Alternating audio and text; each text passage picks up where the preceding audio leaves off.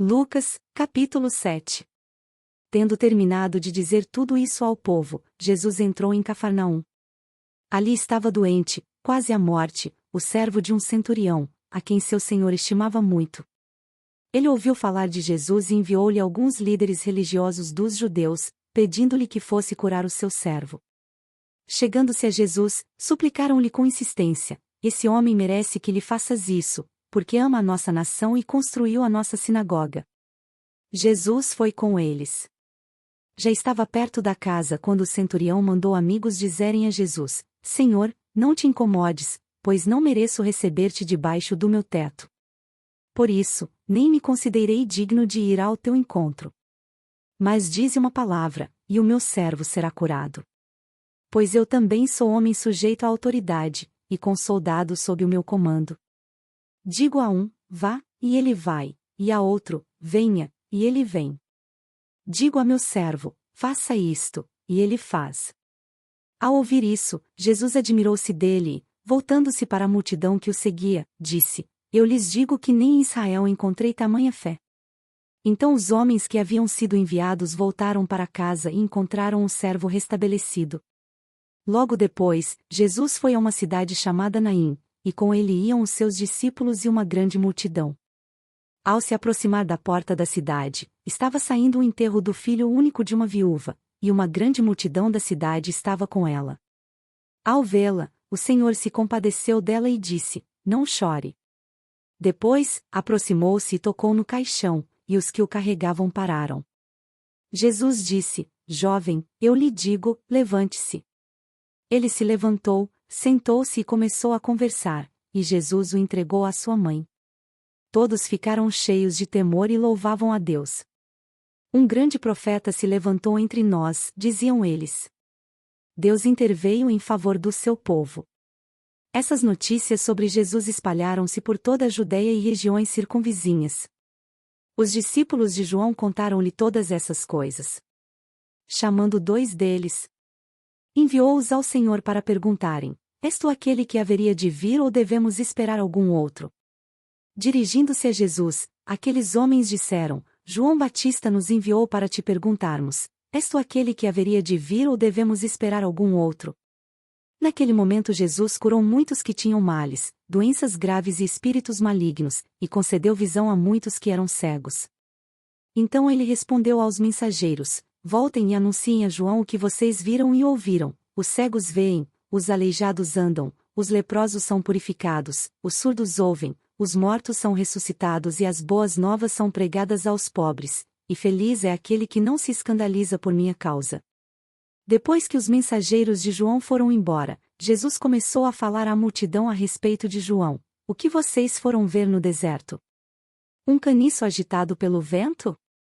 Ou, o que foram ver? Um homem vestido de roupas finas? Ora, os que vestem roupas esplêndidas e se entregam ao luxo estão nos palácios. Afinal, o que foram ver? Um profeta? Sim, eu lhes digo, é mais que profeta. Este é aquele a respeito de quem está escrito: Enviarei o meu mensageiro à tua frente, ele preparará o teu caminho diante de ti. Eu lhes digo que entre os que nasceram de mulher não há ninguém maior do que João, todavia, o menor no reino de Deus é maior do que ele.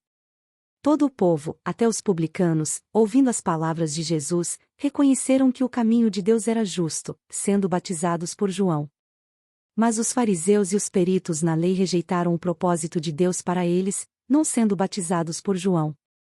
A que posso, pois, comparar os homens desta geração? Prosseguiu Jesus. Com o que se parecem? São como crianças que ficam sentadas na praça e gritam umas às outras: Nós lhes tocamos flauta, mas vocês não dançaram, cantamos um lamento, mas vocês não choraram. Pois veio João Batista, que jejua e não bebe vinho, e vocês dizem: ele tem demônio. Veio o Filho do Homem, comendo e bebendo, e vocês dizem: aí está um comilão e beberrão, amigo de publicanos e pecadores. Mas a sabedoria é comprovada por todos os seus discípulos. Convidado por um dos fariseus para jantar, Jesus foi à casa dele e reclinou-se à mesa. Ao saber que Jesus estava comendo na casa do fariseu, certa mulher daquela cidade, uma pecadora, trouxe um frasco de alabastro com perfume, e se colocou atrás de Jesus, a seus pés. Chorando, começou a molhar-lhe os pés com as suas lágrimas. Depois os enxugou com seus cabelos, beijou-os e os ungiu com o perfume. Ao ver isso, o fariseu que o havia convidado disse a si mesmo: se este homem fosse profeta, saberia quem nele está tocando e que tipo de mulher ela é, uma pecadora. Respondeu-lhe Jesus: Simão, tenho algo a lhe dizer. Dize, mestre, disse ele. 2 homens deviam a certo credor. Um lhe devia 500 denários e o outro, 50. Nenhum dos dois tinha com que lhe pagar, por isso perdoou a dívida a ambos. Qual deles o amará mais? Simão respondeu: suponho que aquele a quem foi perdoada a dívida maior. Você julgou bem, disse Jesus. Em seguida, virou-se para a mulher e disse a Simão: vê esta mulher? Entrei em sua casa, mas você não me deu água para lavar os pés, ela, porém, molhou os meus pés com as suas lágrimas e os enxugou com os seus cabelos. Você não me saudou com um beijo, mas esta mulher, desde que entrei aqui, não parou de beijar os meus pés. Você não ungiu a minha cabeça com óleo, mas ela derramou perfume nos meus pés. Portanto, eu lhe digo, os muitos pecados dela lhe foram perdoados, pelo que ela amou muito. Mas aquele a quem pouco foi perdoado, pouco ama. Então Jesus disse a ela: seus pecados estão perdoados. Os outros convidados começaram a perguntar: quem é este que até perdoa pecados? Jesus disse à mulher: sua fé a salvou, vá em paz.